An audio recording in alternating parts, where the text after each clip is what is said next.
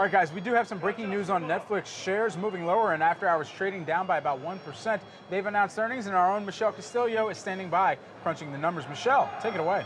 Hey, so it looks like Netflix is a slight beat on its estimate for revenue, which is great because it was a big quarter for Netflix. If you think about it, there's a lot of streaming services that launched this year and last year, including the most recent Comcast had its investor day for Peacock. So a lot more competition for Netflix in the market. So investors have been trying to see what the company looks like, how their earnings were last quarter, especially because that's the first quarter with Disney Plus and Apple TV Plus. So they did beat on revenue. EPS did come in pretty strong, but the shares are still dropping. So I'm going to take a closer look and see why people aren't being so bullish on the stock, and I'll get back to you guys. All right, so Netflix, as Michelle mentioned, coming out here, this is a significant report for a couple of different reasons. Number one, this is the very first earnings report for Netflix after Disney Plus has officially launched. Number two, this is the first report that we're going to see a breakout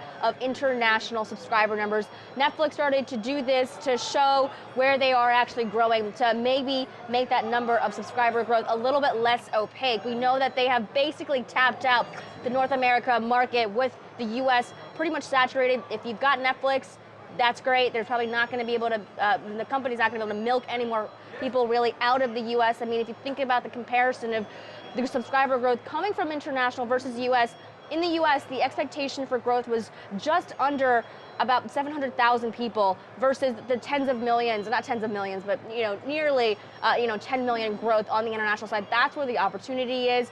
You can see shares are still moving slower. The other big part about this is that we have to look at the average price, the average selling price, or the average price that somebody is paying, because then you see how loyal these customers are. So the higher that average price is for Netflix per month, that means that there are people buying in or buying that highest subscription tier versus the lower ones. That's right. All right, we're going to continue to track shares of Netflix here on the day. We'll go back to our own Michelle Castillo just a bit later on here.